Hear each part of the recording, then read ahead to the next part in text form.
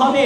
ও বন্ধু, তুমি দেখছো কিছুদিন আগে ফেসবুক এবং ইউটিউবের মধ্যে ভাইরাল একটা নিউজ আছে। সেই নিউজের মধ্যে বলা 24টা টুথপেস্টের মধ্যে 18টা টুথপেস্টের মধ্যে প্লাস্টিক জাতীয় ভাইরাস পাওয়া গেছে, প্লাস্টিক জাতীয় বস্তু পাওয়া গেছে।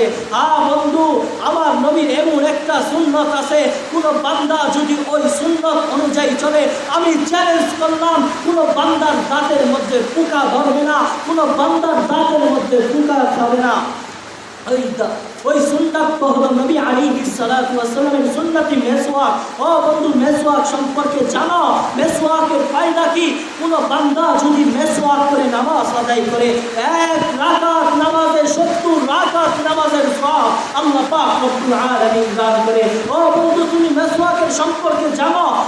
বন্ধু, সাহাবায়ে কেরাম যুদ্ধের ময়দানে গেলেন, অন্তরের মধ্যে কাঁপাকাঁপি শুরু হয়ে গেল, সাহাবায়ে কেরাম কাঁপতে লাগলেন। আমরা হয়তো কোনো একটা সুন্নত ছেড়ে দিয়েছি, কোনো একটা আদর্শ নবী আলাইহিস সালাতু ওয়াস সালামের সুন্নত ছেড়ে দিয়েছি, এজন্য আমাদের আদর্শ, আমাদের অন্তরটা কাঁপাকাঁপি শুরু হতে লাগলো।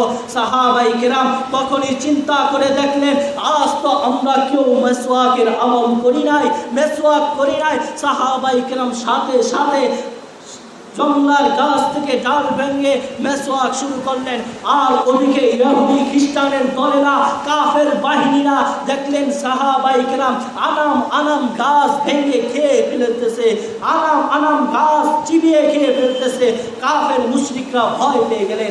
এটাই আমার নবীর সুন্নতের বৈশিষ্ট্য।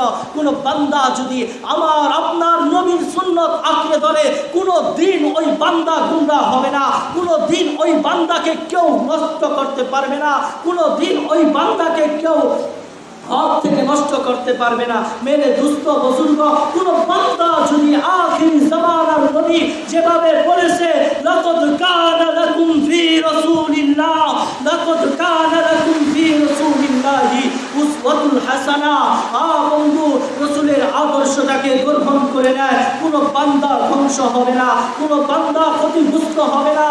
ও বান্দা শোনো, যে আদর্শ গ্রহণ করার জন্য সাহাবায়ে কেরাম নিজের তাজা রক্তটুকু দ্বীনের জন্য দিয়ে দিয়েছেন, যে আদর্শ গ্রহণ করার জন্য, যে আদর্শ গোটা জমিনে বাস্তবায়ন করার জন্য সাহাবায়ে কেরাম নিজের তাজা কলিজা হামজা রাদিয়াল্লাহু তাআলা আনহুর মতন দিয়ে দিয়েছেন।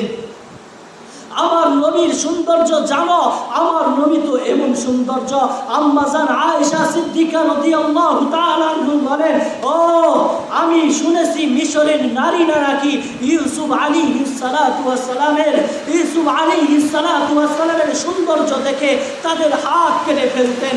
আমার নবী বলে, আমার নবীর স্ত্রী আম্মা জান আয়েশা সিদ্দিকা রাদিয়াল্লাহু তাআলা আনহা বলে, যদি কোনো বান্দা আমার নবীকে দেখে, আমার নবীর ভালোবাসা অন্তরে ধারণ করে, তাহলে আমার নবীর ভালোবাসার কারণে সেই বান্দা হযরত হামজা রাদিয়াল্লাহু তাআলা আনহুর মতো তাজা কলিজাটা আমার নবীর জন্য দিয়ে দিতে প্রস্তুত হয়ে যায়। ও বন্ধু, তোমরা দেখেছো, আমি বলি আমার নবীর দেখা লাগে না, আমার নবীর কথা শোনার কারণে 2013 সালের শাপলা চত্বরের ইতিহাস দেখো, হাজারো আলেম নবীর ভালোবাসা জিন্দা করার জন্য, নবীর আদর্শ জিন্দা করার জন্য, নবীর আদর্শ জিন্দা করার জন্য নিজের তাজা রক্ত জমিনের মধ্যে ঢেলে দিয়েছেন। সেটা হলো নবীর আখলাক। নবীর ভালোবাসার কারণে উম্মত দাঁড়ায় যায়। ও বন্ধু, এই উম্মত তো সেই উম্মত, এই উম্মত তো সেই উম্মত যে নবীকে না দেখে এমন ভালোবাসা ভাসছে যে নিজের তাজা রক্তকে দিয়ে দিতে প্রস্তুত হয়ে যায়। যদি নবীর শানে কেউ গাদ্দারি করে, নবীর শানে বেয়াদবি করে, ওই সাথে রসুলকে সাথে সাথে প্রতিহত করার জন্য আমার আপনার মতন সাথে সাথে আমার আপনার মতন যুব সমাজ, আমার আপনার মতন মুরব্বীরা দাঁড়ায় যায়। কিভাবে তাকে প্রতিহত করবে? সে আমার নবীকে গালি দিয়েছে, সে আমার ইসলাম সম্পর্কে গালি দিয়েছে, সে আমার ধর্ম সম্পর্কে গালি দিয়েছে, সে আমার আল্লাহকে নিয়ে কটূক্তি করেছে। এজন্য উম্মতরা দাঁড়ায় যায় আমার নবীর জন্য। মেরে দুস্থ বুজুর্গ, এই নবীকে পাওয়ার জন্য উম্মতরা এত কষ্ট, এই নবীর আদর্শ গ্রহণ করার জন্য উম্মতরা জীবনটাকে কুরবানি করে দিয়েছেন। উম্মতেরা জীবনটাকে আল্লাহর রাস্তায় সুপথ করে দিয়েছেন। ও বন্ধু, যেই নবীকে পাওয়ার জন্য উম্মতে মুহাম্মাদি সাল্লাল্লাহু আলাইহি ওয়াসাল্লাম আজও কান্না করে, যাদের মনের মধ্যে আল্লাহর নবীর ভালোবাসা আছে। হায় আফসোস, যেই নবীকে সৃষ্টি না করা হলে আমরা আপনাকে সৃষ্টি করা হতো না, যেই নবীকে সৃষ্টি না করা হলে আমি আপনি জন্মগ্রহণ করতাম না। সেই নবীর আদর্শ গ্রহণ করার জন্য হাজারো যুব সমাজ আছে, তাদের রক্তটুকু আল্লাহর রাস্তায় কুরবানি করে দেওয়ার জন্য প্রস্তুত হয়ে যায়। মেরে দুস্থ বুজুর্গ, আল্লাহ পাক রব্বুল আলামিনের উম্মত, আল্লাহ পাক রব্বুল আলামিন নবী আলাইহিস সালাতু ওয়াস সালামের মাধ্যমে জানায় দিয়েছেন, লাকাদ কানা লাকুম ফি রাসূলিল্লাহি উসওয়াতুল হাসানাহ। হে নবীর উম্মত, আপনি জেনে নেন, আপনারা শুনিয়া নেন, আমি আপনাদেরকে এমন একটা নবী দান করেছি যেই নবীর আদর্শ হলো উসওয়াতুল হাসানাহ। যে এই নবীর আদর্শ গ্রহণ করবে সে সঠিক আদর্শবান হবে, সে হক্কানি হবে, সে আল্লাহ ওয়ালা হবে, সে পরহেজগার হবে, সে দুনিয়া বিমুখী হবে, দুনিয়াকে ছেড়ে দেওয়ার জন্য প্রস্তুত হবে, আল্লাহর জন্য প্রস্তুত হবে। আল্লাহর জন্য যদি জীবন দিতে হয়, ওই বান্দা জীবন দেওয়ার জন্য প্রস্তুত হয়ে যায়। এটা তো উম্মতে মুহাম্মাদির বৈশিষ্ট্য। হ্যাঁ, আজ আমাদের সমাজে উম্মতে মুহাম্মাদিকে কিভাবে নষ্ট করা যায়, উম্মতে মুহাম্মাদিকে কিভাবে ধ্বংস করা যায়, এজন্য ইহুদি খ্রিস্টানের কিছু কিছু চক্রান্ত মুসলমানকে এমনভাবে গ্রহণ করেছে, মুসলমানের নারীদেরকে এমনভাবে গ্রহণ করেছে, তারা ইহুদি খ্রিস্টানের আদর্শ গ্রহণ করে নেয়। মেরে দুস্থ বুজুর্গ, তারা মুসলমানের আদর্শ নিয়ে এমনভাবে কটূক্তি করে, তারা এমনভাবে মুসলমানের আদর্শ নিয়ে কটূক্তি করে যে নবী সাল্লাল্লাহু আলাইহি ওয়াসাল্লাম নারীদেরকে পর্দার আদর্শ দিয়েছেন, নারীদেরকে পর্দা থেকে তারা বের করে উলঙ্গপানা বেহায়াপানা তারা সৃষ্টি করে। তারা বলে নারীদের, তোমরা বলো রাষ্ট্রের মধ্যে দাঁড়ায় বলো সমান অধিকার দিতে হবে, সমান অধিকারের নামে তারা বিভিন্ন কথা বলে। মেরে দুস্থ বুজুর্গ, যদি নারীকে সমান অধিকার দেওয়া হতো, তুমি হিসাব করে দেখো, একটা পুরুষের অঙ্গিনায়, একটা পুরুষের অধীনে তার মা বাবা দায়িত্ব। পুরুষ যদি বড় হয়, ওই পুরুষের সম্পদের মধ্যে তার মা বাবার দায়িত্ব, তার স্ত্রীর দায়িত্ব, তার বোনরা যখন তার ঘরে আসে তার বোনকে খেদমত করা, বোনদের সেবা করা ওই পুরুষের দায়িত্ব। আর কোনো নারীর সম্পদের মধ্যে কোনো স্বামীর দায়িত্ব নাই, ওই সম্পদ দ্বারা সে স্বামী চলবে, এটা ইসলামে বলা হয় নাই। আজ তারা রাস্তার মধ্যে দাঁড়িয়ে দাঁড়িয়ে বলে আমাদেরকে সমান অধিকার দিতে হবে, বিভিন্ন ফিতনার মধ্যে তারা ছাড়িয়ে দিতেছে। মেরে দুস্থ, উলঙ্গপানা বেহায়াপানা উম্মতের মধ্যে ছাড়িয়ে দিতেছে। মুসলমানকে দেখছে, তারা বাঙালি জাতিকে দেখছে, বাঙালি জাতি একটু নিরাপদ আছে, তারা ইসলাম সম্পর্কে একটু ধাবিত, ইসলাম থেকে তাদেরকে কিভাবে দূরে সরানো যায়, ইসলাম থেকে তাদেরকে কিভাবে দূরে সরানো যায়, এজন্য তারা পায়তারা করতেছে। মেরে দুস্থ বন্ধু, যেই জাতি মুসলমানকে চিরতরে ধ্বংস করার জন্য প্রস্তুত হয়ে যায়, সে জাতি কোনোদিন মুসলমানের জন্য কল্যাণকার হতে পারে না।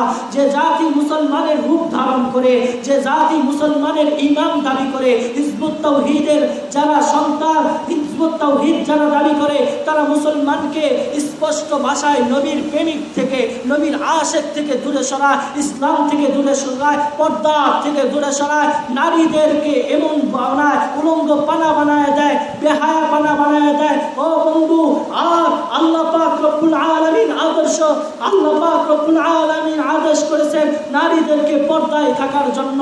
তারা নারীদেরকে গুমরাহির মধ্যে, উলঙ্গ পানার মধ্যে ছেড়ে দিতেছে। হ্যাঁ বন্ধু, চিন্তা করো, একটু চিন্তা করো, যে জাতি বেশি সুখে থাকতে চায়, যে জাতি ইসলাম সম্পর্কে, ইসলাম থেকে সরতে চায় না, সে জাতিকে আজকে তাদের টেকনিকের মাধ্যমে, তাদের টেকনোলজির মাধ্যমে মুসলমানদেরকে সরিয়ে দিতে চায়। মেরে দুস্থ, বিভিন্ন প্রকার ফিতনার দ্বারা মুসলমানকে সরিয়ে দেয়। আগে দেখতাম প্রতিটা ঘরে ঘরে পবিত্র কালামুল্লাহর তেলাওয়াত হতো, পবিত্র কালামুল্লাহর তেলাওয়াত হতো। ফজরের নামাজ পড়ার পর ঘর থেকে কালামুল্লাহর আওয়াজ শোনা যেত। এখন দেখা যায় ঘর থেকে যখন আসি, ফজরের নামাজ পড়ার পর যখন বাসায় যাই, বাসায় বিভিন্ন এলাকার দিকে যাই, তখন দেখি ঘর